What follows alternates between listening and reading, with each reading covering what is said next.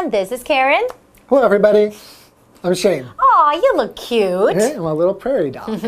Today we're looking at part 1 of Little People, the prairie dogs of North America. And the vocabulary words are distinct. Distinct. Each type of cheese has its own distinct flavor. Split. Split. The search team split into small groups to look for the missing child. Neighborhood. Neighborhood. The Harrisons moved to a quiet neighborhood just outside the city. Cooperation. Cooperation. Cooperation between several departments was key to the project's success. Shrink. Shrink. My favorite wool sweater shrank after I washed it in hot water. You shouldn't wash it in hot water, silly. Oh, it's too late now. Okay, we're talking about little people? The prairie dogs. So prairie dogs are like little people. Oh, I know why. Why? Because actually they're really social. And if you look at their social order, it's very similar to human beings. Like they live in little families with the mom and the dad and the kids. They really all live together. That's right. Little like little houses, which are in like little towns, and it looks like a whole community. Community and big neighborhood too, right? Yeah. That's really interesting. They found in one of these prairie dog towns, and it was like the longest one's like 100 miles long. That is pretty long. That's like as big as like Taipei City or something. I mean, more. It's bigger than that. It's so huge. What the? But that is pretty awesome, and they are adorable, I have to say. You can't forget that. They are so adorable. Exactly. So we call them the little people because they are very social. But there is a problem, though. I think we used to have, over 5 billion, was it? 5 billion prairie dogs across North America. But because now of hunting and poisoning and habitat loss, we're actually losing a lot of them. So we need to preserve them, right? Okay, let's learn more about them. And once you learn more about them, you can also help to protect them. Yes. Okay, let's learn more about prairie dogs. Little people, the prairie dogs of North America. Wander through the vast emptiness of the Great Plains long enough, and you may notice the distinct barks and burrow holes of the area's cutest resident, the prairie dog. If you stop and watch a while, you'll see that these highly social mammals have lives very similar to our own. Today's lesson is called Little People, the prairie dogs of North America, Part 1. Hello everyone, my name is Jeff. And I'm Mike. Now, if you're a little confused about what kind of animal we're talking about based on our title, I don't blame you. We have people in the title, so you're thinking of human people. But then little ones. Little ones, but still human people. Then we also have this prairie dogs. Now, prairie dog, that is an animal, but it's not a dog. What is a prairie dog? It's like a gopher. It's sort of like an animal that... Anyways, we're talking about prairie dogs, and they do actually stand up on 2 legs. Kind of like little people. Kind of like little people. But they're not people. They're prairie dogs. Anyways, the name of the game today and tomorrow, well, we're going to be talking about prairie dogs. So we're going to answer all of your questions there, Mike, on what a prairie dog is. Yes. Let's get started. Wander through the vast emptiness of the Great Plains long enough, and you may notice the distinct barks and burrow holes of the area's cutest residents, the prairie dog. Absolutely. Now, the Great Plains, we're talking about the prairies of North America. This is sort of the large, flat area in the middle of the continent between the Rocky Mountains and the eastern coast, places like Kansas, Oklahoma.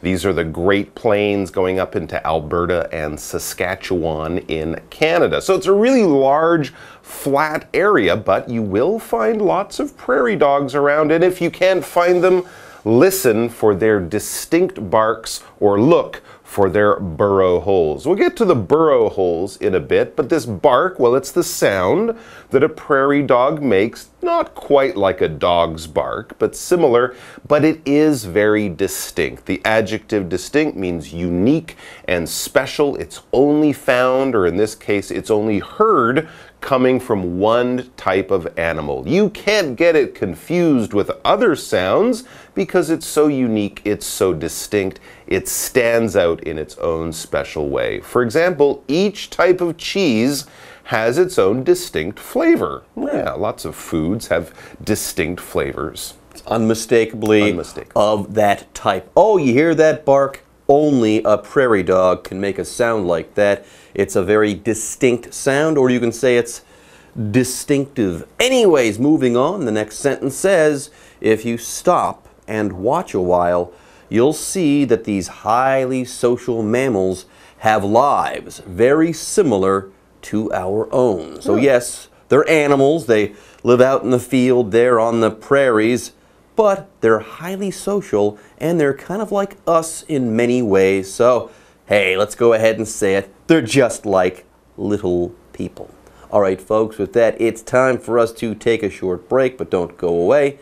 We'll be right back after this. Hello， 大家好，我是 Hanny。这2天的课文要介绍一种很可爱、很萌的动物，叫做 Prairie Dog， 它不是狗哦，而是北美草原犬鼠。Mike 老师在开场的时候提到说，这个 Gopher，G-O-P-H-E-R，Gopher 这种则是指北美一种地鼠，叫做囊鼠。好，那我们要介绍这个草原犬鼠 Prairie Dog， 它是北美大草原上最可爱的居民，它们有很明显独特的叫声和洞穴。而且呢，它们是高度社会化的哺乳类动物，生活跟人类很相似。那所以课文标题就用 little people 来称呼它们了。好，我们先来看单字 distinct。distinct 它是形容显著的、明显的，或者是有区别的。在 distinct 后面加上 ive， 又会得到另外一个形容词叫 distinctive。distinctive 它是形容独特的、有特色的。那么 Jeff 老师刚刚提到说很明显，那就不会弄错嘛。那老师用到 unmistakably 这个副词，它是拼作 unmistakably。unmistakably 它表示不会弄错的，或是毫无疑问的。好，另外文中的 The Great Plains 是指北美大草原、北美大平原，它的范围啊，大致是从这个美国密西西比河以西，然后落基山脉以东，然后格兰德河以北之间的这个平原地区。Mike 老师有提到几个美国的州和加拿大的省份都是位于这一区，像老师有提到美国的 Kansas 堪萨斯州。Oklahoma 奥克拉荷马州，还有提到加拿大的 Alberta 是亚伯达省，还有 Saskatchewan 萨斯克彻温省等等，他们都在这个大平原上。那老师还有提到这个 The Rocky Mountains 就是指落基山脉。接回到课文中 Little people, the prairie dogs of North America.Their burrows, like our homes, are split into rooms for sleeping, eating, and going to the bathroom. They live in coteries, small family groups made up of dads, moms, and kids. These coteries work together with other families to form small neighborhoods and larger towns. The largest of these prairie dog towns ever discovered was about 100 miles long. Think of the organization and cooperation needed for that.Maybe we could learn something about working together from our cute little friends, but to do so, we'll have to act quickly. Okay, barks and burrows. That's what we talked about last time. We covered the bark. Now let's move on to the burrows of prairie dogs. Their burrows, like our homes, are split into rooms for sleeping, eating, and going to the bathroom. Yes, you heard me right. If you go under the ground into the burrow or the home of a prairie dog, you're going to find a bathroom. Yes, they have bathrooms how human-like. Anyways, here we have the word split to talk about. It's a verb. Usually, when you split something, you cut things into even or equal pieces or amounts and stuff like that. Very often, if you split something in half, you're going to cut that into 2 even pieces. For example, the search team split into small groups to look for the missing child. So now we have an idea of how physically their homes are organized. Let's talk about the family groups, how they organize their lives and who lives where. It says they live in coteries. Coteries. Coteries. That's an unusual word. What is a coterie?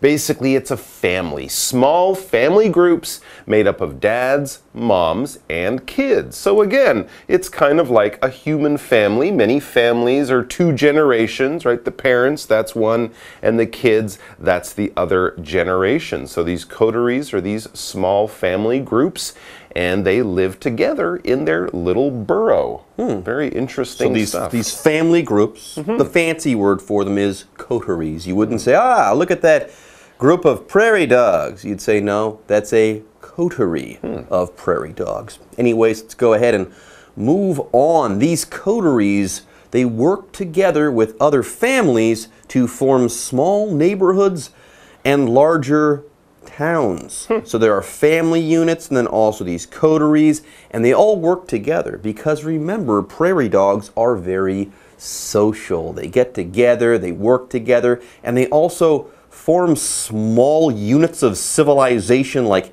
towns, and then within those towns you have these smaller neighborhoods. They're sounding more and more like little humans, Mike. It really is organized like a small human community because, of course, one of the smallest communities that you could say that you live in outside of your family would be your neighborhood. Now, a neighborhood is generally an area of land. It's the area that you live in. We're talking maybe a kilometer or 2 away from your house. That would be your neighborhood. It's probably the part of the city or town that you live in that you know the best. Most neighborhoods would have, services that people need, a shopping area, maybe a school, a doctor's office, bank, post office. These are typical things to find in your neighborhood. For example, the Harrisons moved to a quiet neighborhood just outside the city. Anyways, more on these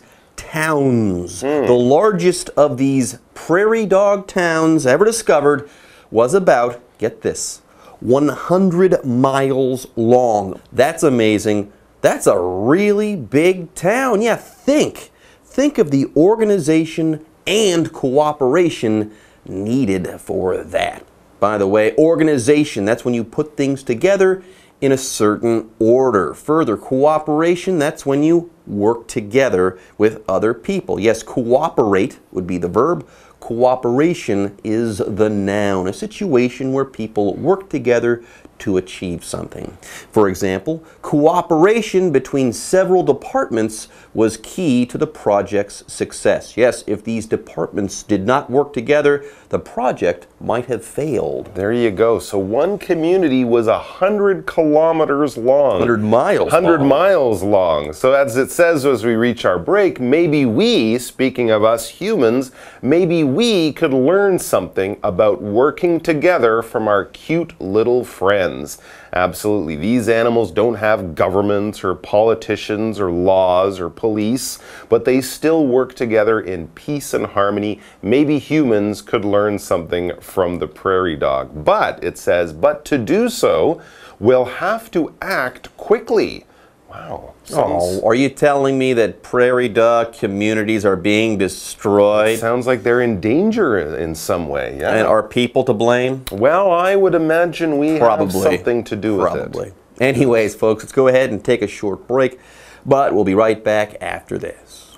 为什么说草原犬鼠跟我们生活很相似呢？课文提到说，它们的洞穴啊，跟人类的家一样，有分成睡觉、吃饭和上厕所的房间哦。然后他们的小家庭圈是由爸爸妈妈、孩子所组成的。这些小家庭圈会跟其他家庭圈合作组成小社区以及更大的城镇。曾经被发现的城镇当中，最大的大约有100英里长，已经差不多是台北到台中的距离，好夸张哦！这需要多少的组织能力和合作才做得到呢？好，那这边出现3个单字 ，split 这个动词它表示分开或是裂开，它的动词三态同形。neighborhood 它表示社区或者是居住区，你居住那边临近社区这样，或者是指地段。那 Jeff 老师刚刚提到说，社区是文明社会的一小单位，老师用到 civilization 或是念作 civilization 表示文明，它是拼作 civilization。下一个单字 cooperation 这个名词表示合作配合，它的动词是 cooperate， 也是表达合作配合。另外我们刚刚说到小家庭圈，课文用到的单字是 coterie 是指小圈子小团体，常用来指说有共同兴趣的小圈子。接话课文中 Little people, the prairie dogs of North America. That's because the number of prairie dogs left in the wild is just a fraction of what it once was. According to some estimates, at one time there were more than 5 billion of them across North America. However, through hunting, poisoning, and habitat loss, their population has shrunk greatly.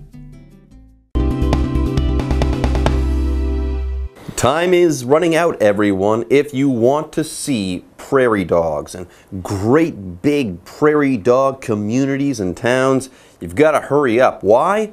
That's because the number of prairie dogs left in the wild is just a fraction of what it once was. Yes, the number of prairie dogs left in the wild, it is going down. It's going down fast. And to give you an idea of how much the number of prairie dogs has gone down, it says according to some estimates, at one time, there were more than 5 billion of them across North America. Wow, so that's in the past, right? We know that because it says at one time. That's telling us at some time in the past, there were a lot of them, 5 billion of them across North America. The Great Plains are very big, yes, and prairie dogs are quite small, so that makes sense. But remember, this number 5 billion, that was back in the old days, before things changed and human behavior, human activity started to affect them. And then what happened?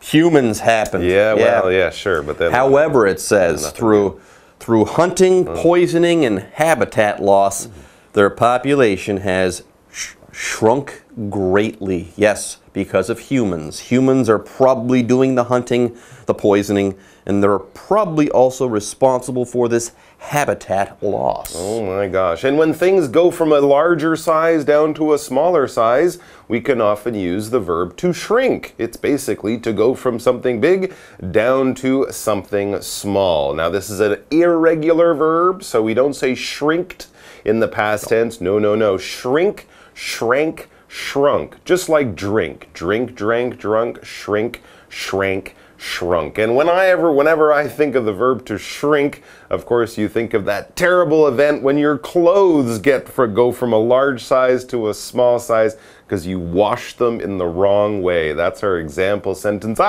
My favorite wool sweater shrank after I washed it in hot water. Yes, wool will shrink if you wash it in hot water and you're not careful. Well, that's about it for us today. We've learned a little bit about the prairie dog, and we ended up by learning some of the threats and dangers they face. Come back tomorrow where we're going to have a lot more interesting stuff about this amazing little animal and its huge community. The prairie dog. The prairie dog. All right, folks. All right, folks, with that, it's time for us to say bye-bye. 好，根据一些估计，北美各地的草原犬鼠曾经有超过50亿只，可是因为人类狩猎啊、毒杀，还有它们栖息地丧失的关系呢，数量已经大幅减少了。现在野外的草原犬鼠数量只剩下过去的一小部分。好，那么 fraction 这个字就表示一小部分或是少许。那我们最后来看单字 shrink。shrink 这个动词表示缩小、减少或是缩水，它的三态是 shrink、shrank、shrunk。这是比较常见的三态用法。不过你有可能会看到有人用 shrunk 来当它的过去式，或者是用 shrunken 来当它的过去分词。好，那么以上是今天的讲解，同学们别走开，马上回来哦。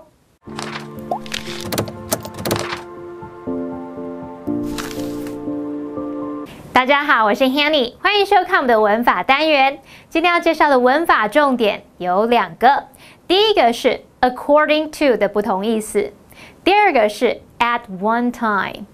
好，我们先来学 according to 的不同意思。第一种呢是表达按什么什么所记载，或者是根据什么什么的说法，像是 according to the police。The girl was killed by her best friend. 根据警方说法，那个女孩是被她的闺蜜杀害的。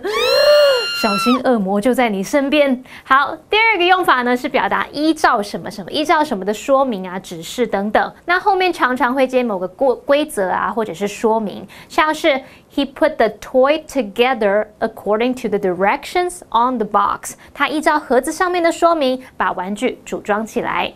那么第三种呢，我们可以用 according to 来表达取决于什么，或者是根据什么而定。这个意思呢，就相当于 depending on。举例来说 ，Gina reorganized her closet according to color。Gina 根据颜色来重新整理她的衣柜。好，那最后来学 at one time。副词片语 at one time， 它是指曾经一度，像是 at one time。People believed that the earth was flat. 人们曾经一度认为地球是平的。好，那么以上是今天重点整理，我们下次见喽，拜拜。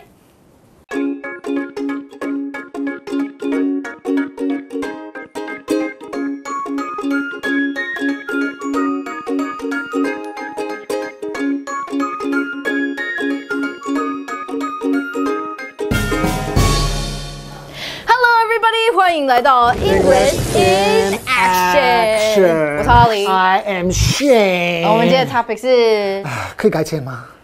不要啦，今天啦。可以改钱吗？今天可以改钱吗？可以改。又来了。Yeah。OK。Well， 我们今天对话就直接进入了，我们不会改天。今天就就是今天，现在，立刻，马上。